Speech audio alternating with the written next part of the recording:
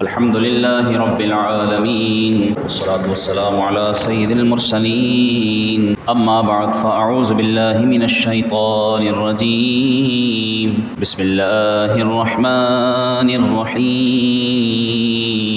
قال الله تعالى في القرآن المجيد والفرقان الحميد وبالوالدين إحسانا صدق الله تعالى مولانا العظيم وبلغنا رسوله النبي الأمين الكريم ونحن على ذلك لمن الشاهدين والشاكرين والحمد لله رب العالمين۔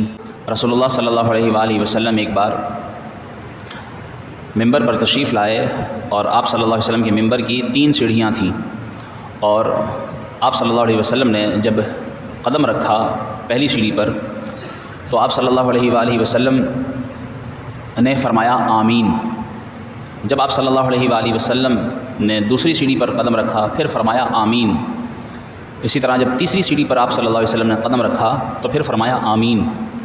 صحابہ کرام علیہم رضوان آپ کا یہ عمل، نہ صرف یہ عمل، صحابہ کا تو طریقہ تھا کہ آپ صلی اللہ علیہ وآلہ وسلم کا ہر عمل بڑی غور سے دیکھا کرتے تھے، اس لیے کہ رسول اللہ صلی اللہ علیہ وآلہ وسلم صاحب شریعت ہیں، جو آپ فرما دیں وہی دین ہے۔ جب آپ صلی اللہ علیہ وآلہ وسلم نے یہ کیا تو صحابہ نے بعد فراغت آپ صلی اللہ علیہ وسلم سے پوچھا، یا رسول اللہ، آج ہم نے آپ کو دیکھا کہ آپ نے ممبر کی 3 سیڑھیوں پر قدم رکھتے ہوئے آمین کہا۔ فرمایا کہ جب میں نے پہلی سیڑھی پر قدم رکھا تو جبریل علیہ السلام نے میرے پاس آ کر کہا کہ اے اللہ کے رسول، کچھ چیزوں کی اہمیت بیان کی جا رہی ہے اور اس کی اہمیت کی وجہ سے آپ صلی اللہ علیہ وسلم آمین فرمائیں، اور عرض کیا کہ میں جبرائیل فرشتوں کے سردار ہونے کے ناطے یہ دعا کرتا ہوں، بلکہ دعا کیا، دعائے ہلاکت کرتا ہوں کہ جو رمضان کا مہینہ پائے اور رمضان کے مہینے میں بھی اپنی بخشش نہ کروا سکے، ایسا شخص ہلاک ہو جائے۔ تو آپ صلی اللہ علیہ وسلم ارشاد فرماتے ہیں کہ میں نے آمین کہا۔ معلوم ہوا کہ رمضان یہ اللہ رب العالمین کی جانب سے بخشش کا مہینہ ہے، یہ مغفرت کا مہینہ ہے، اور اس مہینے میں بھی جو اپنی بخشش نہ کروا سکے اس کے لیے فرشتوں کا سردار دعائے ہلاکت کر رہا ہے اور رسولوں کے سردار نے اس پر آمین فرمایا ہے۔ یعنی اندازہ کیجئے کہ اس کی ہلاکت میں پھر کیا شک ہو سکتا ہے کہ رمضان جیسا مہینہ اللہ تبارک و تعالیٰ خوش نصیبوں کو عطا فرماتا ہے۔ یہ تو ماہ رمضان مبارک وہ مہینہ ہے کہ جس میں اللہ تبارک و تعالیٰ، دیکھیے تو صحیح، کہ ایک نیکی کے اوپر 10 گنا نیکیوں کا ثواب عطا فرماتا ہے۔ نفل ادا کیا جائے تو اللہ تعالیٰ فرض جیسا ثواب عطا فرماتا ہے۔ اگر ہمیں عام طور پر اگر پتہ چل جائے کہ کسی جگہ پر 1 روپے کے 10 روپے اور 100 روپے کے 1000 روپے مل رہے ہیں، وہاں پر رش ختم نہیں ہوگا، اور ہم وہاں پر پیسے بٹورنے کے لیے صبح سے شام تک لائن میں بھی کھڑا ہونا پڑا تو لگے رہیں گے، لیکن پیسے کے لیے ہم اتنے مارے جاتے ہیں۔ لیکن افسوس کہ ہم اللہ تبارک و تعالیٰ کی طرف سے ملنے والے ثواب کے لیے کیوں اتنے دیوانے نہیں ہوتے، کیوں ہم بے قرار نہیں ہوتے۔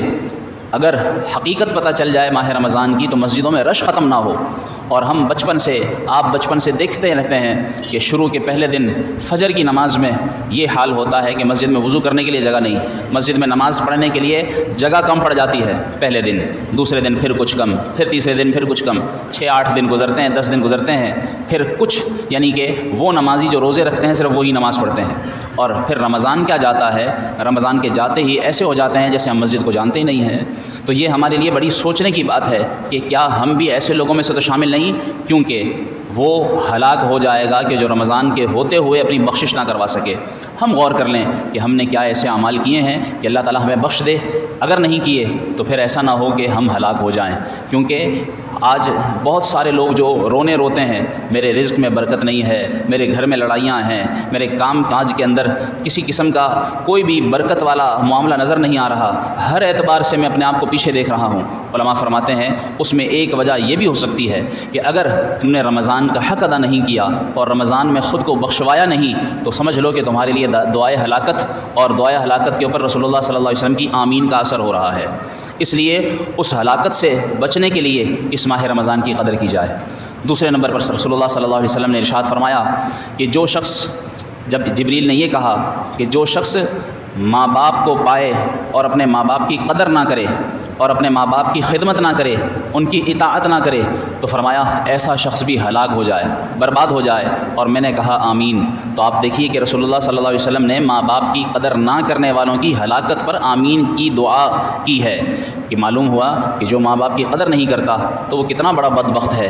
آج کتنے ایسے لوگ ہیں، جو میری گفتگو کا آج کا موضوع ہے، کہ آج ماں باپ کی اہمیت نہیں معلوم۔ کتنی اہمیت ہے سنیے۔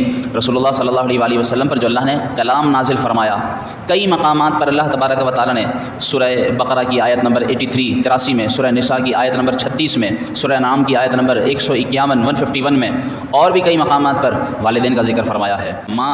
ماں جب اپنے بچے کو پیدا کرتی ہے، اس کے حمل اور اس کے حمل کے دوران آنے والی مشکلات، اس کا ذکر فرمایا ہے۔ پھر ماں جو اپنے بچے کو دودھ پلاتی ہے، اس کا ذکر فرمایا ہے۔ ایک مقام پر ارشاد فرمایا وَقَضَىٰ رَبُّكَ أَلَّا تَعْبُدُوا إِلَّا إِيَّاهُ وَبِالْوَالِدَيْنِ إِحْسَانًا، کہ تیرے رب کی طرف سے یہ حکم ہے، یہ فیصلہ ہے، یہ طے ہے کہ تم نے اپنے رب کی عبادت کرنی ہے اور ساتھ میں والدین کے ساتھ احسان، ان کے ساتھ حسن سلوک کرنا ہے۔ ایک مقام پر فرمایا انشکر لی، میرا شکر ادا کرو، ولی والدیک، اور اپنے والدین کا شکریہ ادا کرو۔ کتنی بڑی بات ہے، اپنے لیے عبادت کا ذکر ہے، ساتھ ہی ماں باپ کا ذکر ہے، اپنے لیے شکر کا ذکر ہے، ساتھ ہی ماں باپ کا ذکر ہے، اپنے لیے فیصلہ ہے کہ میں ہی معبود ہوں تو ساتھ میں ماں باپ کا ذکر ہے۔ اور ایک جگہ فرمایا لا تشرکوا باللہ، کہ اللہ کے ساتھ شرک نہ کرو، جہاں شرک سے منع کیا پھر ساتھ فرمایا وبالوالدین احسانا، اور ماں باپ کے ساتھ اچھا سلوک کرو۔ کیا معلوم ہوا کہ جو رب عز و جل، اس میں علماء نے یہ نقطہ بیان کیا ہے کہ جو رب عز و جل ہمارے وجود کا حقیقی سبب ہے، جس نے ہماری تخلیق فرمائی ہے، تو پھر وہ اس لائق ہے کہ صرف اسی کی عبادت کی جائے، وہ اس لائق ہے کہ اس کے ساتھ کسی کو شریک نہ کیا جائے، وہ اس لائق ہے کہ اس کا حکم مانا جائے۔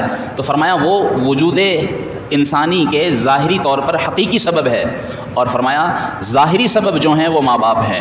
تو جس طرح حقیقی سبب کو خود رب العالمین نے اپنا ذکر کے طور پر فرمایا، اسی طرح ظاہری وجود کے ذرائع یعنی والدین کو بھی بیان فرمایا کہ جس طرح کہ میرے ساتھ کوئی عبادت کے لائق نہیں، اسی طرح تمہارے والدین احسان کے لائق ہیں، اور جیسے احسان کے وہ لائق ہیں ویسے احسان کے اور کوئی لائق نہیں۔ جس طرح وہ والدین اطاعت کے لائق ہیں، ویسا کوئی اور اطاعت کے لائق نہیں ظاہری طور پر۔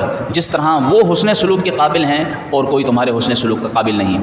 اب اگر ہم غور کریں کہ ماں باپ کے ساتھ آج ہمارا کیا رویہ ہے، یہ تو وہ اہمیت ہے جو قرآن میں بیان ہوئی۔ پھر رسول اللہ صلی اللہ علیہ وسلم نے کیا ارشاد فرمایا، ہما جنتک و نارک، کہ یہ دونوں یعنی ماں باپ تیرے، یہ تیری جنت ہیں، یہی تیری دوزخ ہیں۔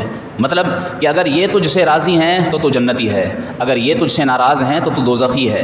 فرمایا یہ وہ ذات ہیں کہ اگر یہ تجھ سے راضی ہیں تو تیرا رب تجھ سے راضی ہے، اور اگر یہ تجھ سے ناراض ہیں تو پھر تیرا رب تجھ سے ناراض ہے۔ کتنی بڑی بڑی باتیں رسول اللہ صلی اللہ علیہ وسلم نے ارشاد فرمایا کہ جن لوگوں کی جب بخشش ہوتی ہے تو ایسے لوگ جس طرح 15ویں شب برات پر بخشے جاتے ہیں، لیکن اگر بخشش سے محروم لوگوں میں کوئی باقی بچتا ہے تو وہ ایک ماں باپ کا نافرمان بھی ہے۔ جو ماں باپ کو ستاتا ہے وہ جہنم میں جائے گا۔ آپ صلی اللہ علیہ وسلم نے ارشاد فرمایا کہ میں نے دیکھا کہ جب میں معراج کے موقع پر جہنم کے قریب سے گزرا تو وہاں میں نے لوگوں کو آگ کی شاخوں سے لٹکے ہوئے دیکھا، تو مجھے بتایا گیا یہ وہ لوگ تھے کہ جو اپنے ماں باپ کو ستاتے تھے، یہ وہ لوگ تھے جو اپنے ماں باپ کو تکلیف دیتے تھے۔ اسی طرح علماء نے فرمایا، رسول اللہ صلی اللہ علیہ وسلم نے ارشاد فرمایا کہ اپنے ماں باپ کو گالی نہ دو۔ علماء نے فرمایا کیا مطلب، بلکہ صحابہ نے ارشاد عرض کیا یا رسول اللہ کوئی اپنے ماں باپ کو گالی کیسے دے گا؟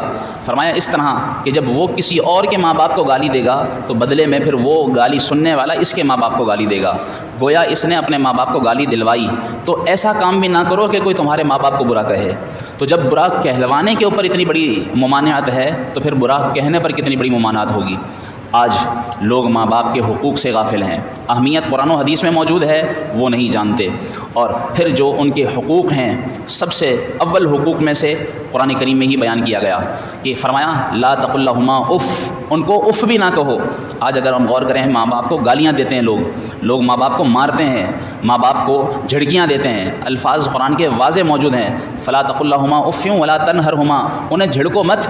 ماں باپ کوئی بات کہتے ہیں، جواب میں یہ 4-6 فٹ کا نوجوان جس کی چھاتی میں کچھ جان جب آ جاتی ہے تو یہ اپنے آپ کو تگڑا سمجھ کر اپنے ماں باپ کے آگے سے یہ کہتا ہے کہ مجھے مت سناؤ، مجھے تمہاری باتوں کی سننے کا شوق نہیں ہے، مجھے کام کرنے دو اپنا۔ جب ماں باپ یہ الفاظ سنتے ہوں گے انہیں کتنی تکلیف ہوتی ہوگی، اور یہ آج کا نوجوان اپنے ماں باپ کے سامنے اس طرح اکڑتا ہوا دکھائی دیتا ہے۔ اللہ نے منع فرما دیا ہے، لا تقل لہما اف، اف بھی نہ کہو، ولا تنہرہما، انہیں جھڑکو بھی نہیں، پھر کیا کرو، یہ حقوق ہیں ماں باپ کے۔ وقل لہما قولا کریما، ان سے ذرا آرام سے بات کرو، ان سے احترام سے بات کرو، ان سے ادب سے بات کرو۔ رسول اللہ صلی اللہ علیہ وآلہ وسلم نے ماں باپ کے حقوق میں بیان کرتے ہوئے ارشاد فرمایا کہ جس نے ماں کے قدموں کو چوما اس نے گویا جنت کی چوکھٹ کو بوسہ دیا۔ اور علماء نے فرمایا کہ اگر تیری ماں تیری جنت ہے، تیری ماں کے قدموں کے نیچے تیری جنت ہے، تو اس جنت کی چوکھٹ جو دروازہ جس پر لگتا ہے وہ تیرا باپ ہے۔ یعنی ماں کے حقوق بھی بیان فرمائے اور باپ کا حق بھی بیان فرمایا۔ اگرچہ ماں کے حقوق زیادہ بیان ہوئے لیکن باپ کا حق بھی کچھ کم نہیں۔ کتنے ایسے بیٹے ہوتے ہیں جو اپنے باپ کو، اپنی ماں کو مال پیسہ دینے سے گریز کرتے ہیں اور ان سے پیسہ چھپاتے ہیں، اور یہ سمجھتے ہیں کہ اگر میں نے اپنے ماں باپ کو پیسہ دیا تو میں کنگال ہو جاؤں گا، میرے پاس کچھ نہیں بچے گا۔ حالانکہ جو ماں باپ بچپن سے جس بچے کو پالتے ہیں، ذرا غور تو کریں، کیا وہ اس کے اوپر پیسہ بہاتے ہوئے کبھی سوچتے بھی ہیں؟ علماء نے لکھا کہ دیکھیے کس طرح دو ماں باپ، دو ذات 11 14 15 16 بچوں کو پالتے دیکھا گیا ہے۔ دو ماں باپ 16 بچے تو پال سکتے ہیں لیکن 16 بچے ہو کر بھی دو ماں باپ کو نہیں پال سکتے۔ کتنی محرومی کی بات ہے۔ کیا ان کا حق ختم ہو جاتا ہے جوان ہونے کے بعد؟ ہرگز نہیں، ان کا حق تو مرنے کے بعد بھی ختم نہیں ہوتا۔ اگر ماں باپ دنیا سے چلے جائیں پھر بھی ان کے حقوق باقی رہتے ہیں، لیکن افسوس ہے کہ ان کے جیتے جی آج ان کو حقوق نہیں دیے جاتے۔ مال دینے سے گریز کیا جاتا ہے، ان سے ملاقات کرنے سے گریز کیا جاتا ہے۔ الگ تھلگ ہو گیا اپنے بیوی بچوں کو لے کر، اس کے بعد ماں باپ کی شکل بھی نہیں دیکھتا، ان کو شکل دکھانا بھی پسند نہیں کرتا۔ کویت کی ایک عدالت میں ایک شخص نے دعویٰ کیا، اور دعویٰ یہ کیا کہ مجھے میرے بیٹے سے خرچ دلوایا جائے، اور جب یہ مقدمہ ہو گیا تو اس بیٹے کو بلایا گیا جس کے خلاف باپ نے مقدمہ کیا تھا، اور جب اسے بلوایا گیا تو بیٹے نے آ کر یہ بیان دیا کہ میرا باپ امیر کبیر ہے، اس کو پیسوں کی کیا ضرورت ہے۔ تو باپ سے جب پوچھا گیا کہ بتاؤ واقعی ایسا ہے کہ جب تمہارے پاس تمہیں ضرورت نہیں ہے، تمہارے پاس اتنا دیا اللہ کا موجود ہے، تو پھر تم نے کیوں بیٹے کے خلاف مقدمہ کیا؟ تو باپ کیا جواب دیتا ہے؟ کہتا ہے مجھے صرف 1 دینار ہی اس سے ماہانہ بندوا دیا جائے، 1 دینار، جس کو کہنے چند 100 روپے۔ کہنے لگا تو اس بات کے لیے تم نے مقدمہ کیا اپنے بیٹے کے خلاف؟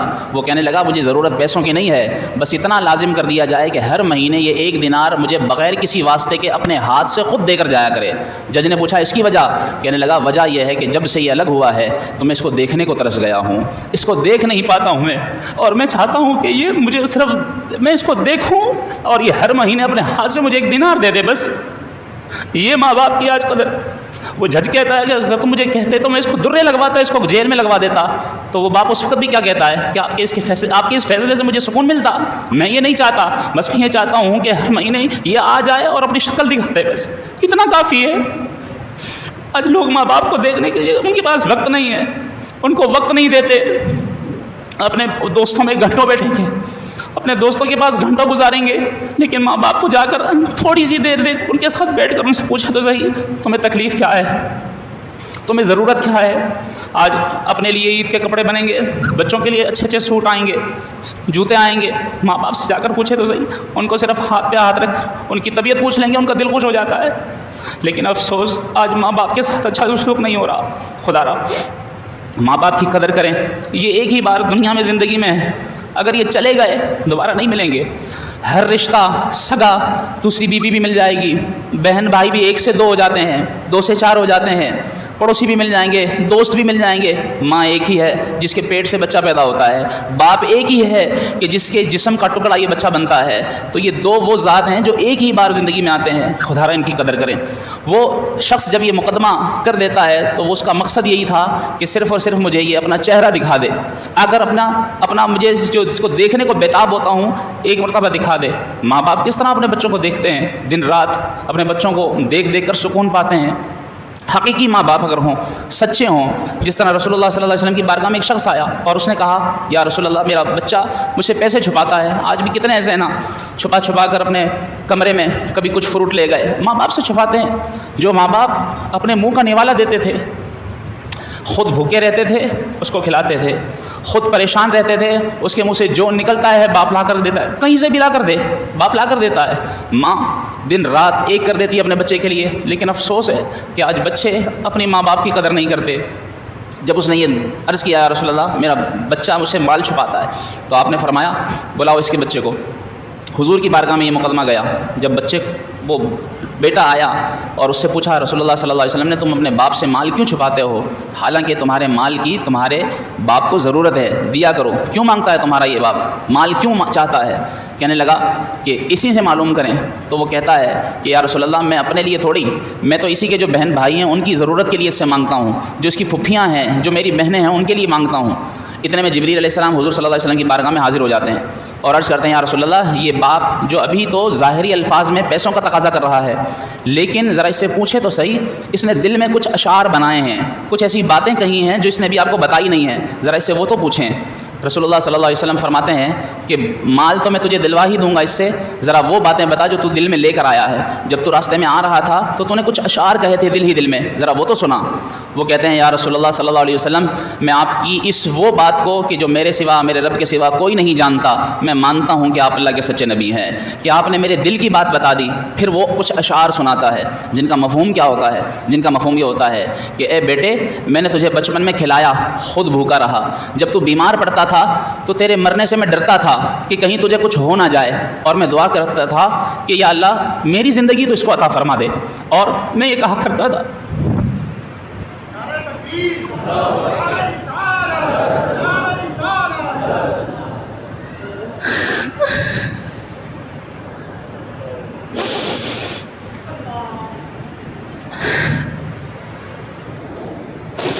یہ نہ مر جائے۔ اور آج کوئی باپ بوڑھا ہو جاتا ہے تو بچہ کہتا ہے یا اللہ جلدی سے اس کو فارغ کر۔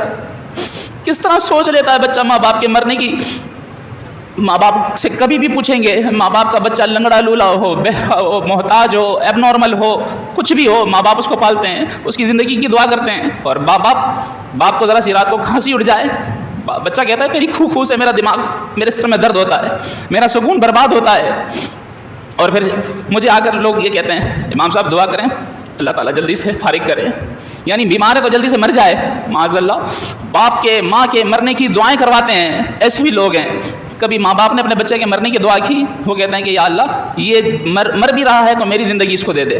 تو وہ یہ اشعار بتاتے ہوئے یعنی وہ بھی روتا ہے، اور رسول اللہ صلی اللہ علیہ وسلم بھی اس کے اشعار سن کر رونا شروع ہو جاتے ہیں، اور پھر فرماتے ہیں اس بچے کا گریبان پکڑ کر کہ تو کیا، تیرا مال بھی تیرے باپ کا ہے، جو کچھ تیرا ہے وہ سب اس کا ہے۔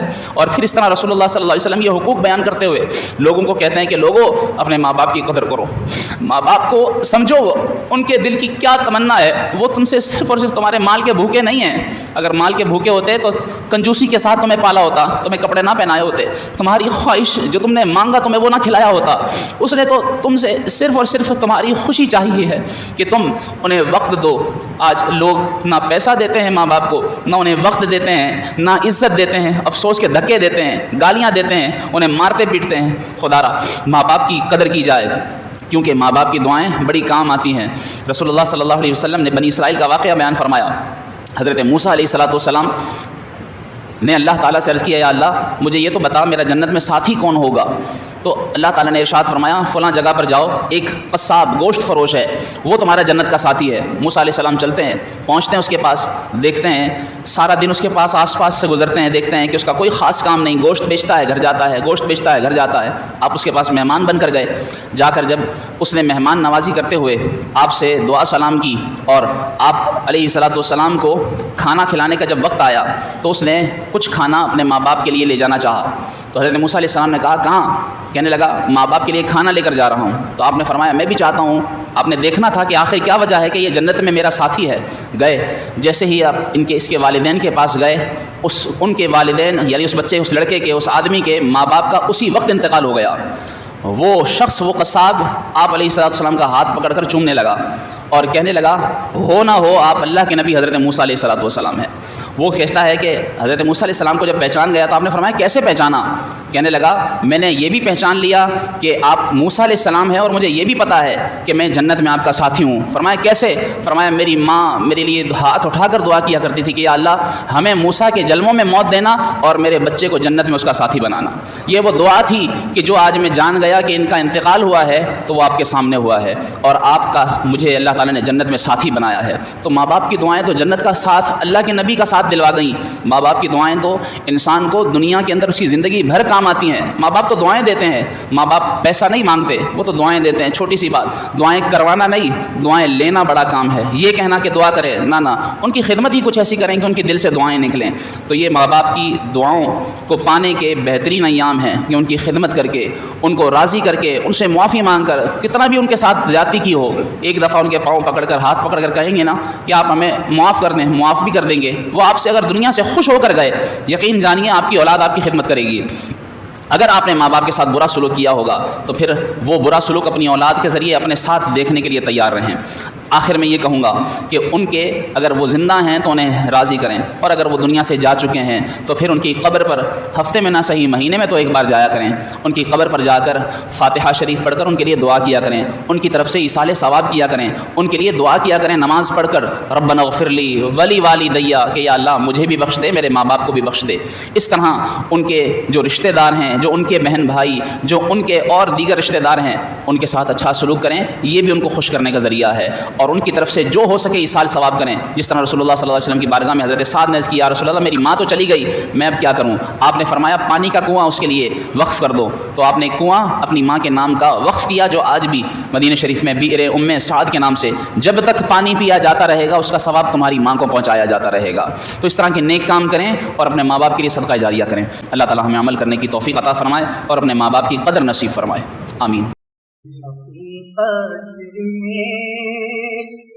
وہ لطف زندگی پایا نہیں کرتے جو یادیں، مصطفیٰ سے دل کو بہلایا نہیں کرتے۔